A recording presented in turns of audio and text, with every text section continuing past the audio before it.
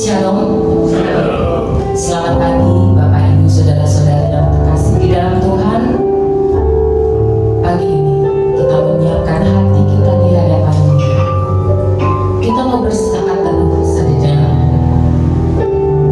Kita mau bersyukur buat apa yang sudah Tuhan beri atas hidup kita.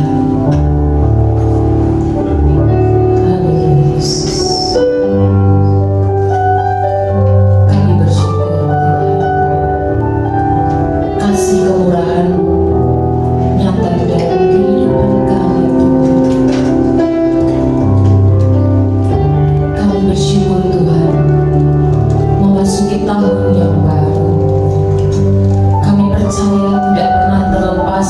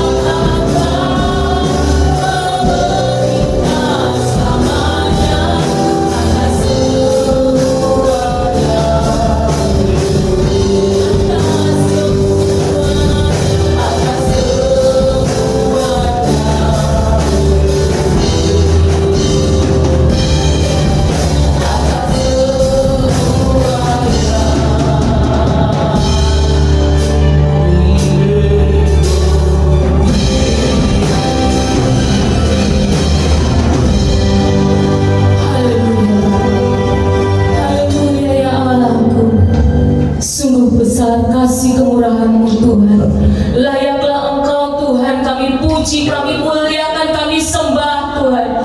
Karena kasih penyertaan-Mu tidak pernah lepas atas setiap umat-Mu Tuhan.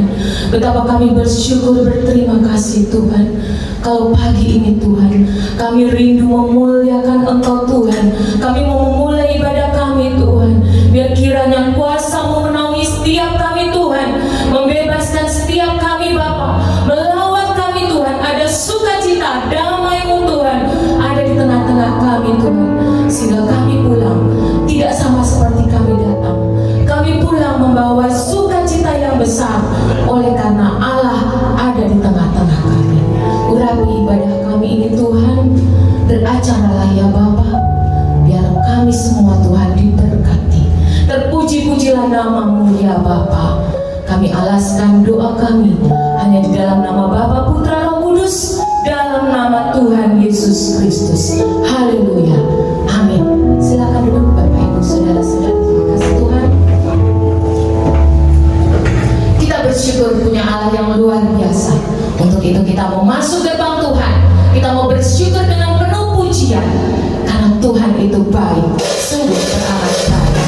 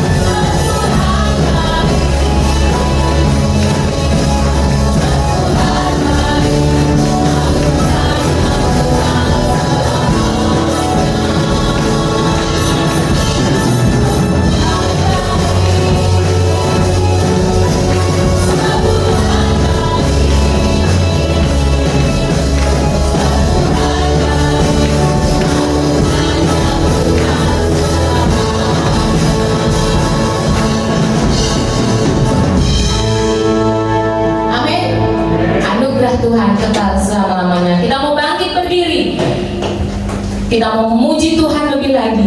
Kita mau bersyukur bagi Tuhan. Segala hormat hanya bagi Tuhan. Haleluya. Kecaplah dan lihatlah betapa baiknya Tuhan kita.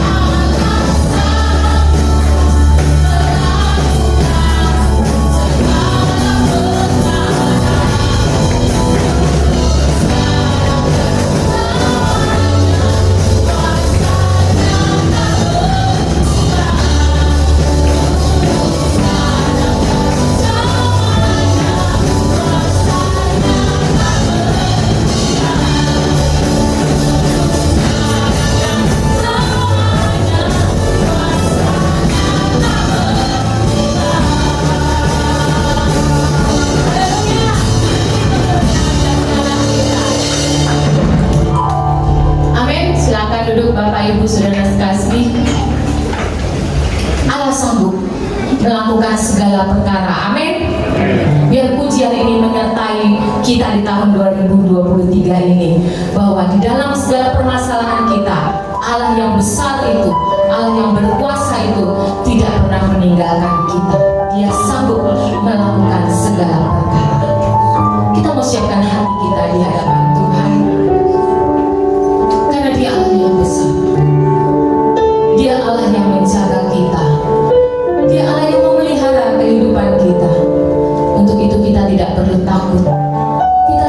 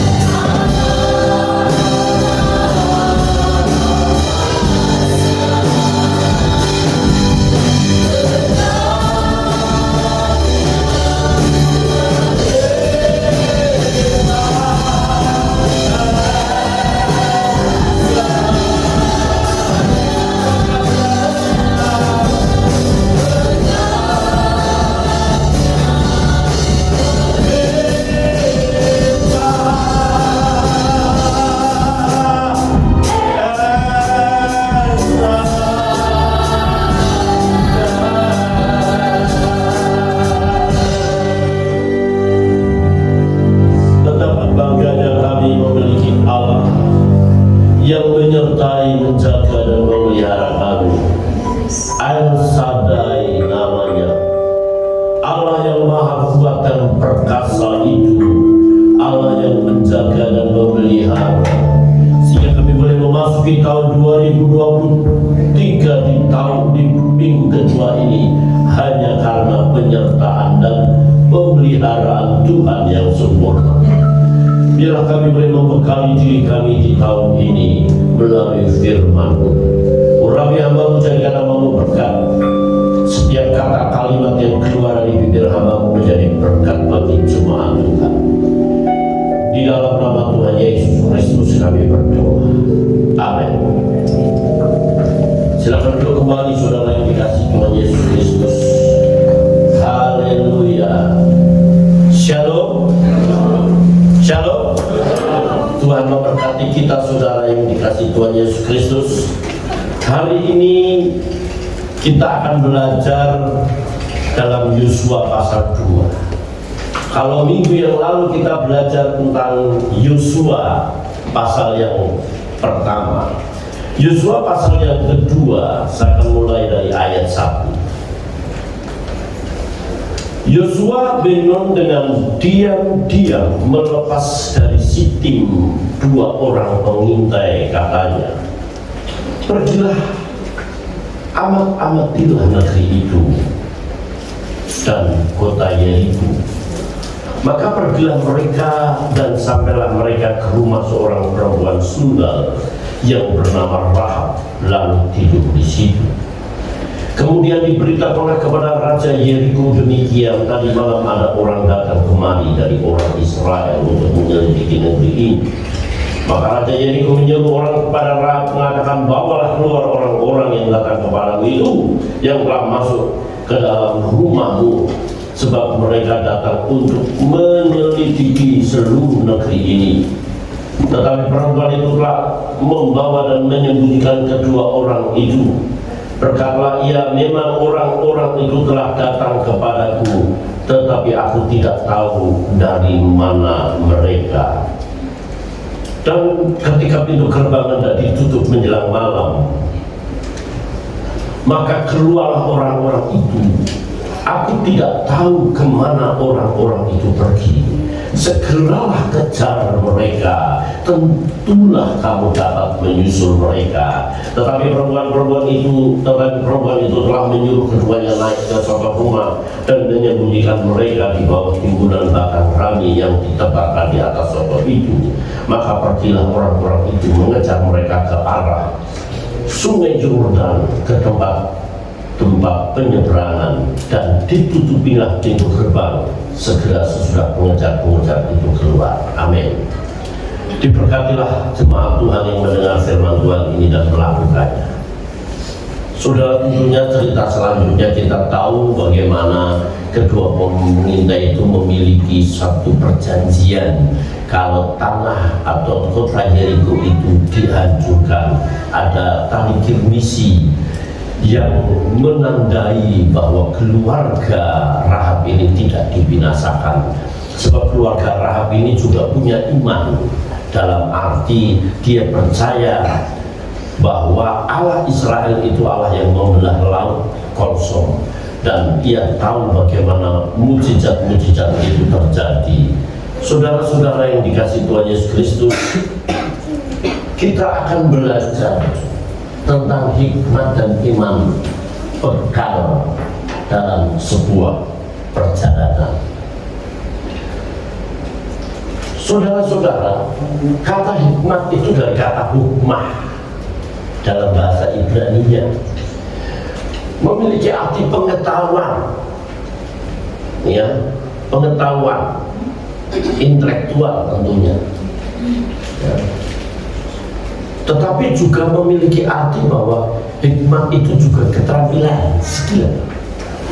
Jadi kalau kita tahu bahwa skill itu, keterampilan itu, entah itu komputer, entah itu musik, entah apa itu tukang-tukang seperti Basil, Kailuhab yang mengerjakan kemah suci itu adalah keterampilan yang termasuk di dalamnya hikmat.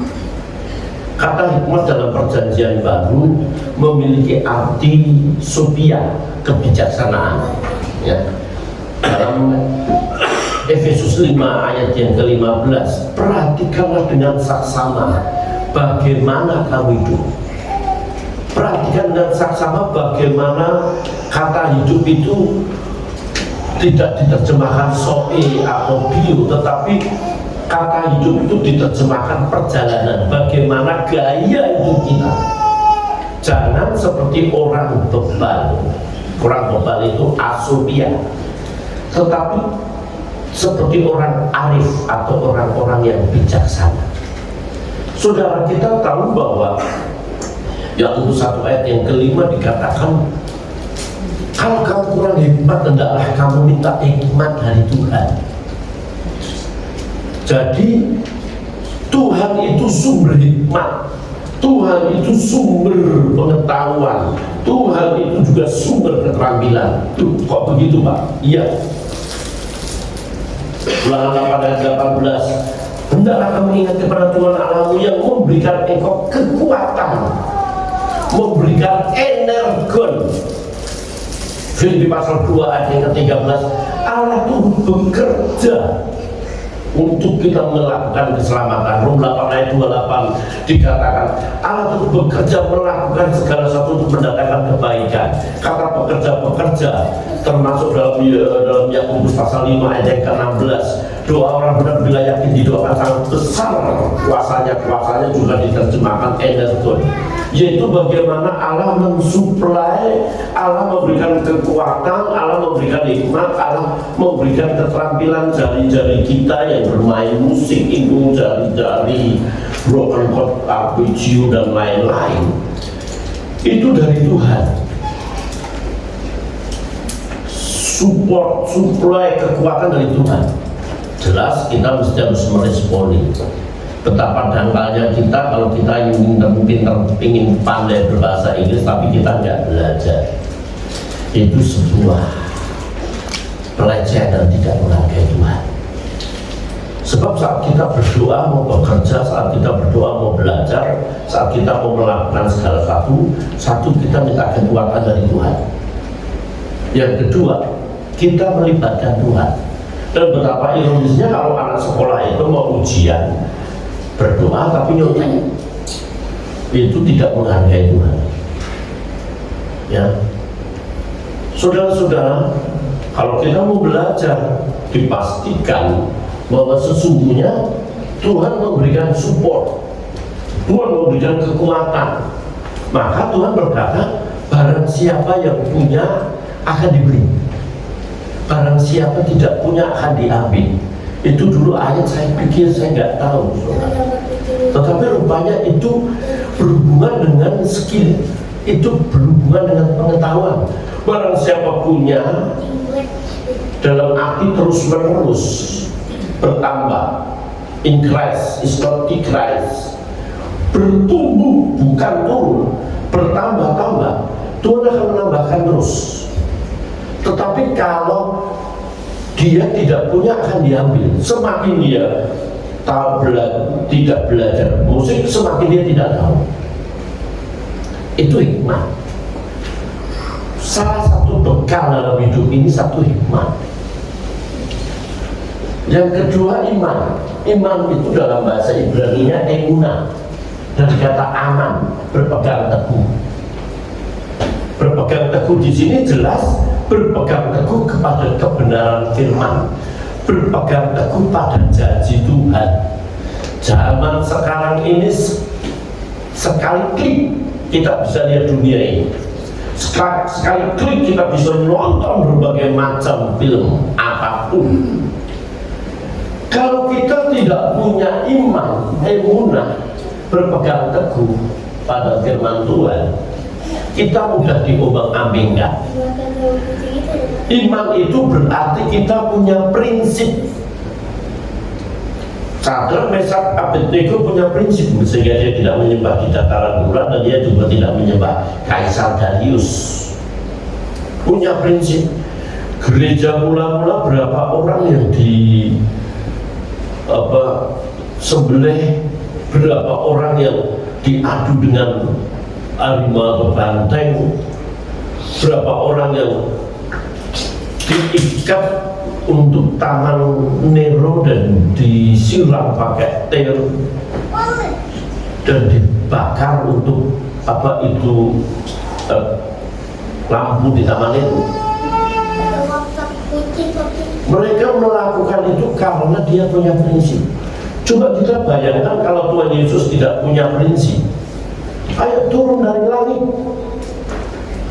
Kalau engkau Mesias, engkau anak Allah, selamatkanlah dirimu sendiri. Kalau Yesus tidak punya prinsip, terus dia turun dari salib, tidak ada keselamatan.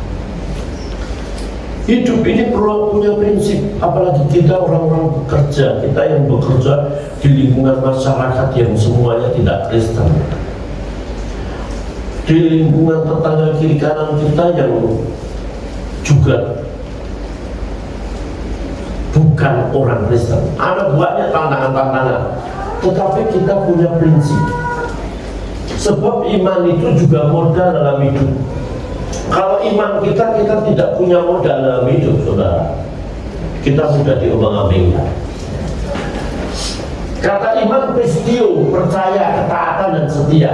Percaya di sini mempercayai, memegang teguh. Itu iman. Kata iman itu berarti juga taat. Makanya percaya pada Markus 16 ayat 16, barang siapa percaya dan dibaptis akan diselamatkan, dan barang siapa tidak percaya akan dihukum. Yang percaya kepada Tuhan Yesus Kristus maka kamu akan selamat, kamu beserta seisi rumahmu. Kisah Rasul 16 ayat 31. Percaya kepada Tuhan Yesus Kristus plus berangkat ke gereja. Enggak. Cukup percaya pada Yesus diselamatkan. Amin. Percaya pada Yesus diselamatkan, tetapi kata percaya itu di dalamnya mahal, di dalamnya ada ketaatan, ya, di dalamnya ada kesetiaan. Jadi orang-orang yang percaya itu pasti setia ke gereja. Kalau ada orang berkata gini, nah, dia percaya kepada Yesus Kristus tapi dia hidupnya masih ngawur, masih judi, masih kepelacuran, ngomongnya masih jorok, selamat enggak? Enggak. Loh, kan percaya pada Yesus selamat. Kita enggak sekali selamat tetap selamat. Mengerjakan keselamatan dengan apa? Dengan taat. Taat dan setia. Ini berhubungan dengan pekerjaan, dengan tantangan, dengan kesulitan, dengan hal-hal yang mesti harus kita hadapi dalam hidup ini, yaitu kesetiaan. Kita bersyukur gereja kita tahun ini 31 tahun. Dan saya bersyukur kalau GBI ini adalah orang-orang yang setia, ya, dari sekolah minggu. Kalau saya melihat foto Ibu Lina masih kecil, saya kadang-kadang ketawa kecil gitu ya. Saya melihat anak-anak saya kecil, saya mikir saya sudah tua ya, tapi saya tidak merasa tua, saudara-saudara. Ya, saya melihat anak masih kecil 32 tahun sekarang ini. Ini jemaat yang turun-temurun. Maka beberapa organisasi yang menawarkan, denominasi yang menawarkan saya harus pindah, ya bisa. Saudara kita itu setia sampai 25 tahun kita baru dapat ini. Ini kan mewujudkan kesetiaan kita. Jemaat GBI Papanas Kafling K3 adalah jemaat yang setia. Amin. Setia. Walaupun jauh dari saya itu datang, yang dari kampung Batak juga ada, apalagi Pak Firdaus yang dari Babela. Makanya kalau saya terlambat itu sebenarnya saya malu. Sebab Pak Firdaus tidak pernah terlambat ya Pak ya, tidak pernah terlambat Pak Firdaus. Yang jauh aja bisa datang. Ini kan menunjukkan iman. Iman, hikmat itu bekal, sesuatu yang disediakan untuk dipergunakan. Itu bekal. Anak muda juga harus dengar ya, juga harus punya bekal hidup ya. Bapak ibu satu kali pun meninggal, dia pulang ke surga. Juga kalau tidak punya bekal, miskin. Saya nggak mau ada jemaat di gelandangan jadi preman, sekolah yang benar. Harus punya apa? Bekal.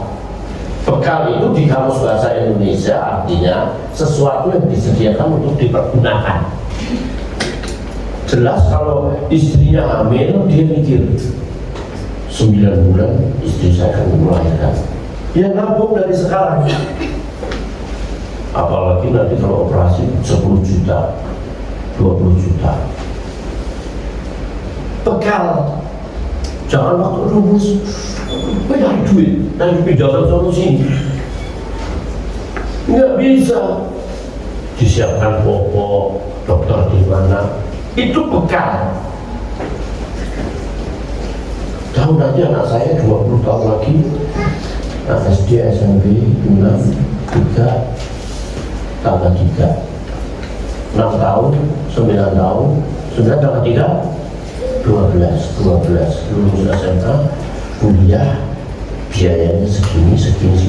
Dari sekarang dipersiapkan. Itu hikmah. Tuhan, anak saya mau sekolah, Tuhan biayai. Emang Tuhan ada yang moyangmu? Kita harus punya hikmah, amin?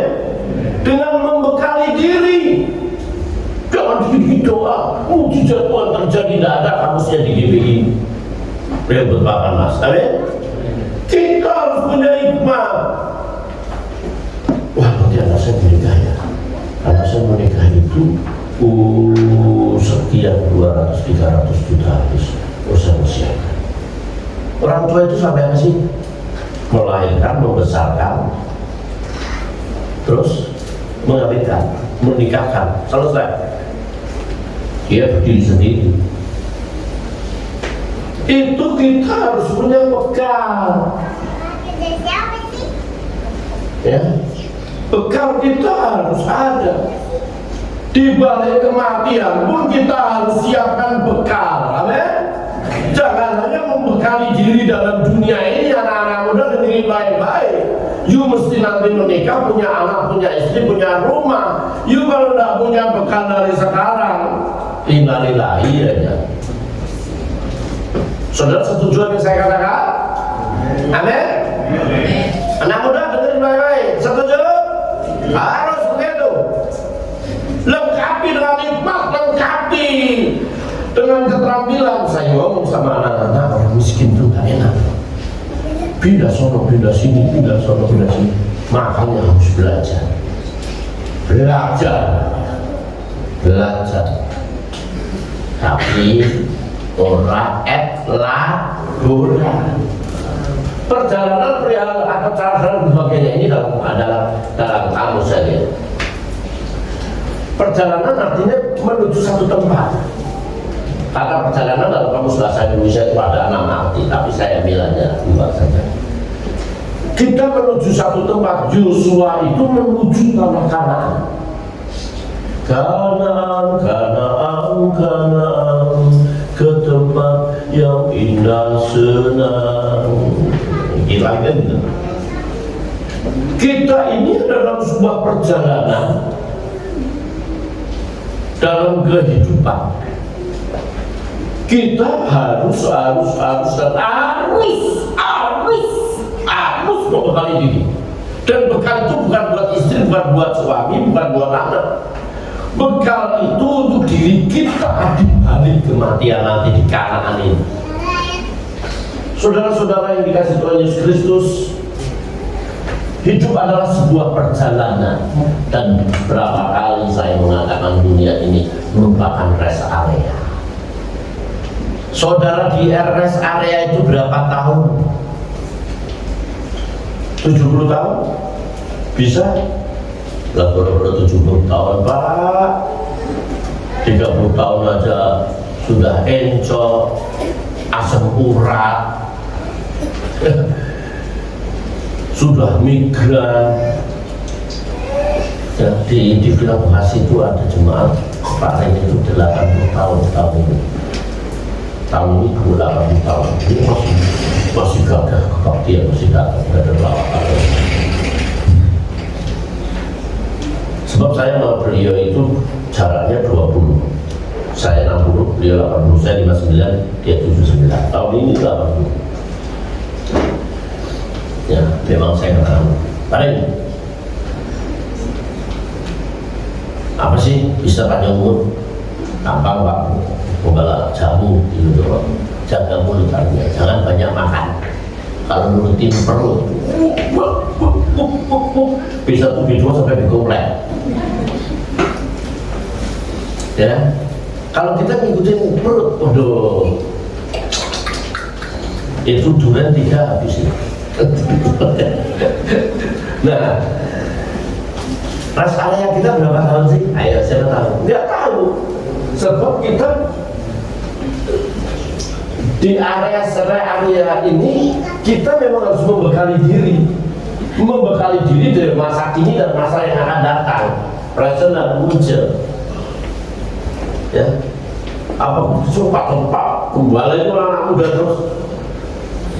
Orang tua gimana? Orang tua juga harus membekali diri. Jangan menggantungkan anak ya, kalau anak tahu. Anak kan punya istri, punya suami. Kadang-kadang anak juga tidak mau tahu hidupnya orang tua. Tapi saya katakan anak muda yang sudah menikah ini orang tua, ya, dia bisa besar, bisa punya orang tua yang menyekolahkan. Ya, ada orang tuanya sudah kerja, anaknya kaya-kaya. Ini orang masuk nerakanya. Dia mau ngomong apa? Hormatilah orang tuamu supaya baik keadaanmu, supaya panjang umurmu. Jadi nyanyinya bukan panjang umurnya dan pendek umurnya. Kalau kita menghormati orang tua. Orang tua juga harus membekali diri. Ya, saya tidak mau memberatkan anak, tapi juga jangan jadi orang tua egois. Saya kenal orang tua itu anaknya kalau gajian diminta semua. Nanti sekarang semua, loh, ini orang tua mentang-mentang sudah membesarkan ini, orang tua yang nggak benar juga. Anaknya dijaga kayak masuk SD gitu, anak SD gitu. Ya kan, orang tua juga sudah membekali diri. Ya, siapa bilang lansia tidak berkenan? Tahu nggak lagi? Bangun pagi sebaya buat anak-anaknya. Kita semua harus membekali dalam dunia ini, mesti harus membekali diri. Ya, saya pun juga membekali diri.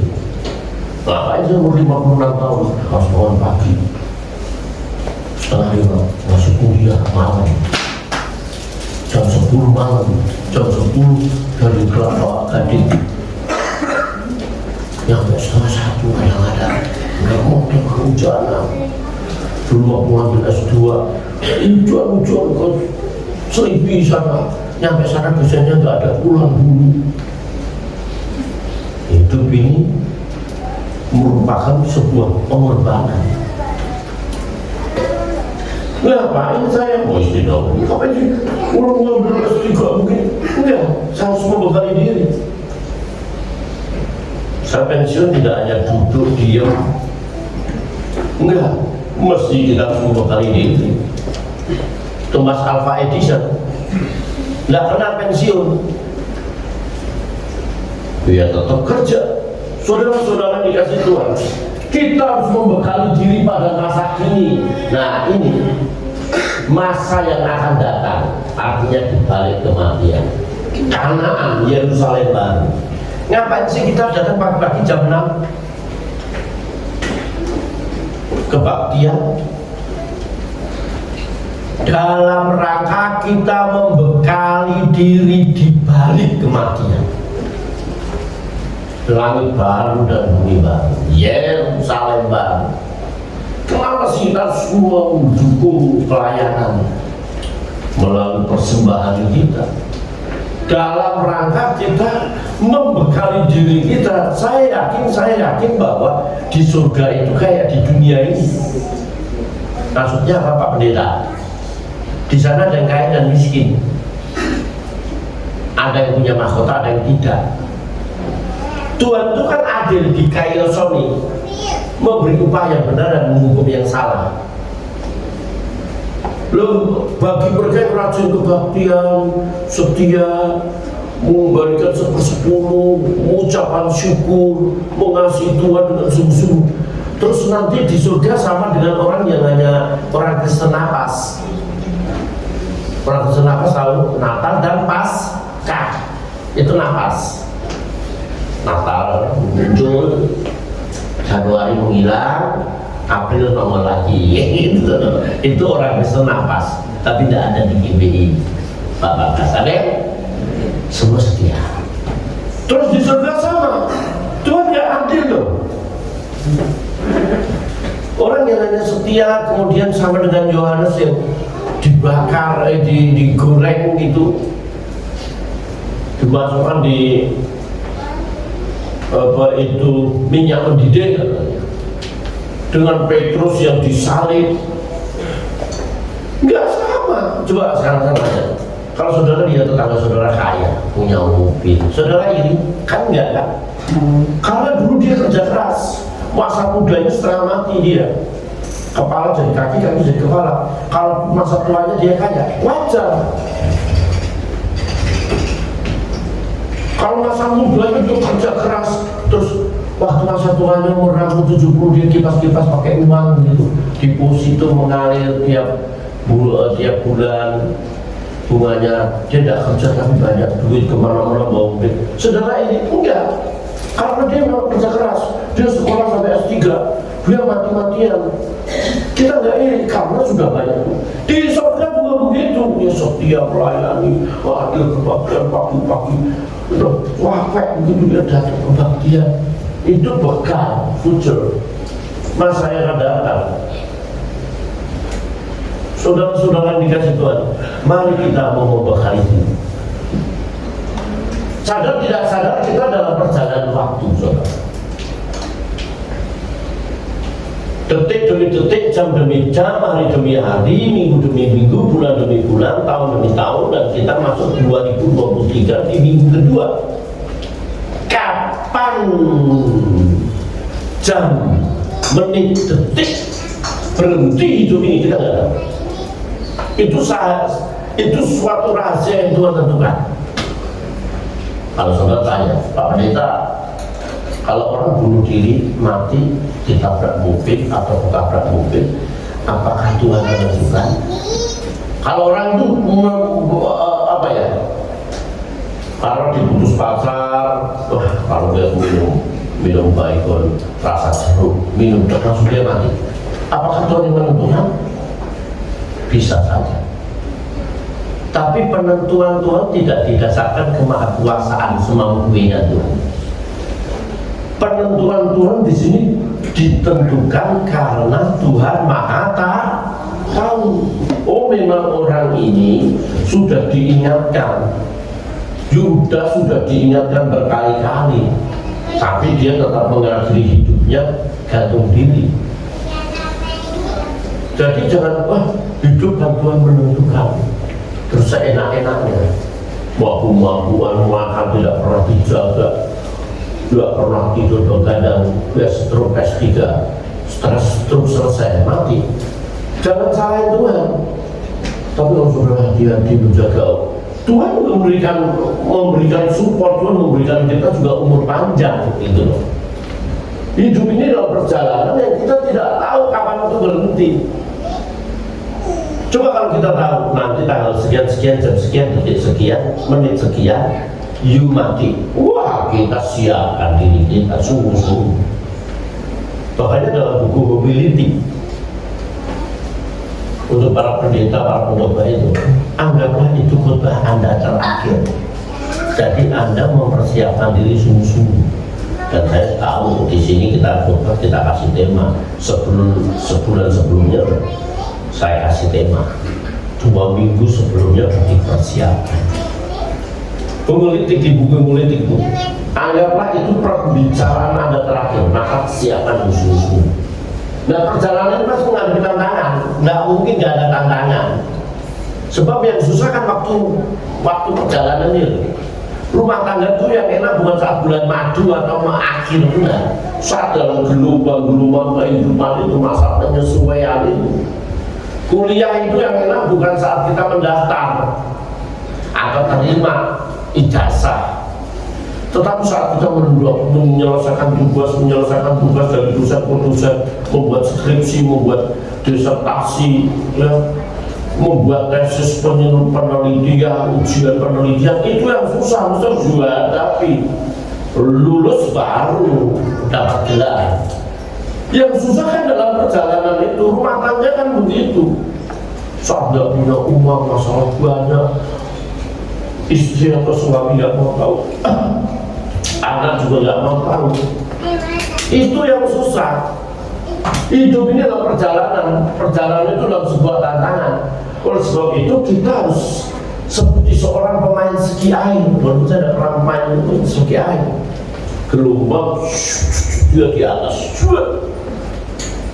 ke bawah, ikutin harus gelombang dia. Itu ski air. Yang pertama kita mulai lagi. Hidup ini kan mesti begitu. Bersamamu Bapa, bersama ku lewati semua perkenanmu yang kedukan hatiku. Setiap musim, masalah itu udah kenal musim. Justru di saatnya masalah demi masalah, wah kita mesti semakin dekat dengan Tuhan. Ada orang begini, saya berapa dekat sama Tuhan, Pak? Kenapa? Dekat sama Tuhan banyak masalah. Oh betul. Dekat sama Tuhan makin saya nggak tahu nggak boleh ini, nggak boleh itu. Kita bersyukur, kenapa nggak kebaktian, Pak? Ada banyak masalah, Pak Pendeta. Gimana saya kebaktian, Pak Pendeta? Banyak masalah. Dalam arti, you sakit parah nggak mau ke dokter, itu tinggal tunggu matinya aja. Orang kalau sakit parah nggak mau ke dokter pasti tunggu pas mati dia. Orang kalau banyak masalah lalu jauh dari Tuhan, dia akan mengalami kematian rohani. Dia tidak lagi mempercayai Tuhan, merasa dirinya lebih dari segalanya. Makanya semakin kita banyak masalah, semakin doa kita semakin kuat. Masalah itu tidak selesai, tapi masalah kita punya power dari dalam. Kekuatan kita kan bukan di fisik ini, kekuatan kita yang ada di dalam ini, gitu loh. Makanya kita pentingnya ibadah. Kalau dulu doanya hanya 15 menit, semakin banyak masalah, doanya 1 jam 2 jam. Juga hamba-hamba Tuhan, klien-klien Tuhan itu tidak bertugas, ya doanya 1 jam sehari. Tetapi kalau besok mau khotbah, besok mau pujian, besok mau jadi singer, doanya harus lebih kuat tiap hari. Saya nanti berdoa, saya nanti melayani, biar puasa urapan. Pemain musik juga begitu. Kalau pendeta yang diurapikan suaranya, pemain musik yang diurapi apa? Tangannya. Cuma kalau tangannya ngawur, bubar itu. Apalagi drum. Drum itu kan alat musik ritmis, alat musik yang tidak bernada. Untuk apa alat musik? Untuk menentukan ketukan. Coba 3/4, 2/4, 6/8, 2/4. Saudara, perjalanan harus jelas, ya, harus jelas dalam arti arahnya kemana. Kalau saya mau ke Rawakalong, ya pasti saya ke Bumi Sani cepat masuk. Tapi saya harus kalau ke Tambun dulu, motor ke Bulak Kapal, ke Rawakalong. Cerdas nggak? Enggak. Kalau saya mau bermain Pak Samet, langsung Bumi Sani, langsung ke kiri, ke kanan ke masjid, ke kanan lagi. Kalau pas masuk Rawakalong dulu, balik lagi, enggak cerdas. Banyak dosanya itu, banyak yang dilihat soalnya. Orang hidup ini harus fokus. Fokus kita dalam kerajaan surga. Tidak usah macam-macam lah. Kerja sungguh-sungguh, sungguh-sungguh, hidup benar, udah nggak usah bengkok-bengkok, neko-neko macam-macam. Arah kita ke sana. Kita bisa nyanyi, ku mau di sana, ku mau di sana. Tapi juga nyanyi, ku ingin tetap di sini, menikmati baitmu. Ada gereja tertentu kalau khotbahnya langsung gua terus. Ku mau di sana, gitu dong Pak Efras. Ku mau di sana, enggak. Saya ku mau di sana juga, ku mau di sini. Hidup ini sebuah realitas, perlu diisi. Sekolah perlu dibayar, kontrakan perlu dibayar, kredit juga perlu dicicil. Hidup ini realitas. Oleh sebab itu kita harus sungguh-sungguh arah kita kemana hidup ini. Nah, hidup ini adalah peperangan. Siap tidak siap. Peperangan dengan apa? Peperangan dengan diri sendiri. Daging kita kuat, mata kita kuat sendiri. Orang cantik loh, bapak-bapak, matanya sipit, melihat sampai mata jadi belok. Ya, tapi nggak ada bapak-bapak di sini. Ya, ibu-ibu juga gitu. Ngeliat berondong, ngeliat orang ganteng juga ya. Orang suami sama perutnya kayak gajah muka. Ngeliat orang ganteng, wah, kayak atlet. Aku tidak perlu bicara mental.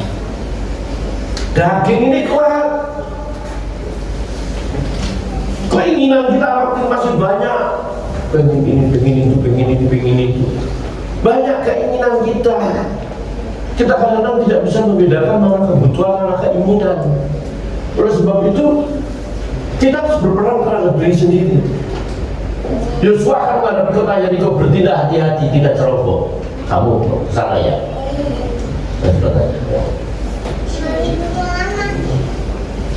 Dalam berperang menyelidiki kekuatan musuh. Ya, Yesus mengajar supaya tidak ceroboh. Kalau orang mau berperang kata Tuhan, dia akan memperhitungkan kekuatan musuh berapa ribu, kita berapa. Itu hikmah. Kalau orang mau membangun rumah, biayanya berapa? Ya, supaya jangan kamu nanti dia membangun rumah harus separuh ambruk. Itu nanti diketawain. Ini bicara hikmah. Jadi tindakan kita mesti tidak boleh apa ya? Ceroboh. Perhitungan.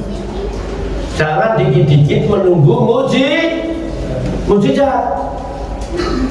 Saya tidak setuju. Belum tentu sama-sama battle itu kadang-kadang. Dikit mujizat Tuhan. Nanti Tuhan datang. Nanti Tuhan sediakan. Ya kalau Tuhan sudah sediakan gimana? Ayo. El Shaddai, Allah Maha Kuasa. Berkatnya melimpah. El Shaddai, Allah itu penyembuh. Doa nanti sembuh. Kalau tidak disembuhkan, apa Tuhan akan nyembuh? Tuhan tak mencukupi. Kalau Tuhan tidak mencukupi, kalau kita kekurangan apa Tuhan tidak mencukupi? Nah, saudara, jangan ceroboh. Hikmat ada. Oh, gaji saya itu hanya 5 juta untuk ini. Pikir, hati bertindak. Anak Tuhan tidak boleh nyambung. Oh, untuk tabungan sekian, untuk gereja sekian, untuk sekolah sekian, untuk BPJS sekian. Harus jelas. Jangan untuk BPJS, maaf, pendeta yang sibuk, pendeta yang sono sini ngurus BPJS. Harus teliti, harus musuh. Jangan sampai memberatkan orang lain. Disiplin. Waktu bayar listrik, waktu bayar dapur, mesti dia waktunya tepat. Tidak boleh ceroboh. Tidak boleh ceroboh, harus hati-hati. Untuk Bapak Karyanto, jangan kecut dan tanpa hati. Allah memakai cara penolong pengintai. Itu cara Allah menolong. Ini kan, ya. Ini. Allah sanggup memberkati dengan mempersiapkan orang-orang untuk menolong umatnya. Rahab tadi sebenarnya dipersiapkan Allah untuk menyembunyikan pengintai. Jadi Allah sanggup menolong orang lain yang kita tidak duga sebelumnya, yang kita tidak mengerti. Dulu saya kerja di Cengkareng, saya sudah ngelamar di Solo sini, Pak, saya pegawai negeri, Pak, itu tahun 87 lulus pegawai negeri. Saya tidak betul belakang di sana. Tapi ketika saya duduk, Bapak jauh ya, ini Bapak saya kenalkan sama ini, saya Diana, kenalkan ini Bapak bisa mutasi di Jakarta dulu. Saya tidak membayangkan itu, kenal orang terus diajak supaya bisa pindah di Cakung Timur 04 selama 27 tahun saya ngajar di sini. Kita tuh tidak usah berpikir nanti gimana ya. Memang keterbatasan kita sedang ini sejauh kita bisa. Tapi di luar itu, saudara, Allah sanggup mengutus orang untuk melakukan dan menolong kita. Kolega-kolega kita, orang-orang yang kita anggap pelit, bisa saja kalau Tuhan sudah mengubah. Saudara yang dikasih Tuhan, mari melalui perjalanan hidup ini di tahun 2023 kita mempersiapkan diri dengan hikmat dan iman sebagai bekal perjalanan. Amin. Mari kita berdiri. Kalau satu-satu coba baju A.